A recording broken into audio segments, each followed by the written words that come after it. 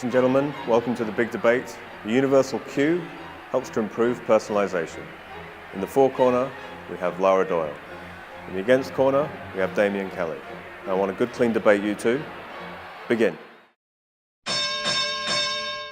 So, the universal queue was first set up to manage the number of emerging contact channels in the 90s.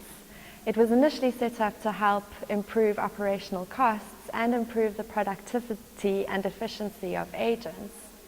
However, one of the beneficial offshoots of the universal queue has been an improvement to the personalized customer experience because of the holistic overview of the customer journey that it provides. It increases contact channel options for the customer. It provides an always open experience. It routes customer inquiries to the most capable available agent, and it maximizes the customer experience by efficiently and quickly improving or solving the customer needs.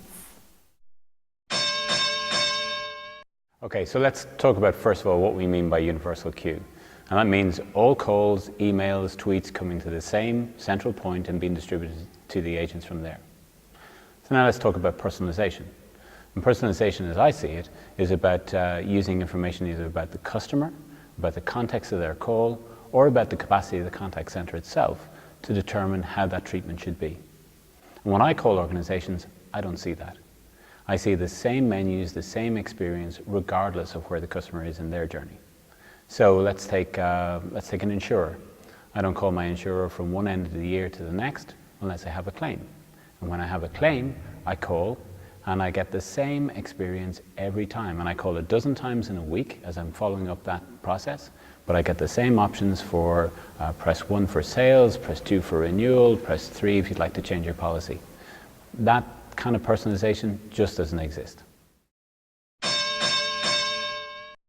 Fair enough. You're right. There are many organizations out there who have not managed to implement the universal queue to its fullest capability.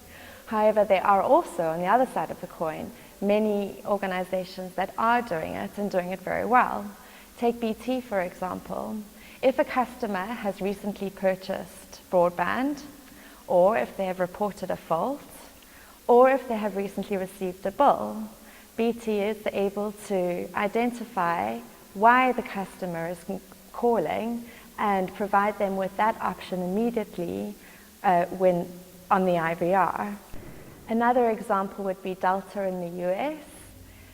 If Delta has lost the customer's luggage, Delta will know why the customer is calling by being able to identify the caller ID or their phone number and be able to tell the customer where and how to fetch their luggage. Okay, Lara, they're two great examples. And you're right, and we've got customers as well who are doing exactly the same thing, using personalization to improve the customer experience, to make it more efficient. But I think they're still in the minority. And I think there are two factors that unless they change, then the whole situation isn't going to change. So one, we've got to have organizations with the right technology and the capability to make those changes, to make that personalized experience cheaper and easier to do. And secondly, we've got to see a change in the attitude of organizations. So bringing things together in the universal queue, we've got to, yes, it will save cost, but that needs to be not the primary driver. The primary driver has to be improving the customer experience, understanding where the customer is in his or her journey, and delivering an experience that matches that. Thank you very much, Damian. I see your point. Organizations could be doing more to get personalization through the universal queue right. However, when it's done well, it's done very well and for the betterment of the customer. Okay, Lara, so then we're in agreement.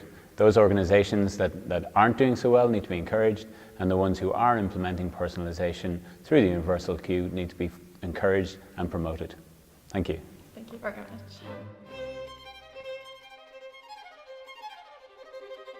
much.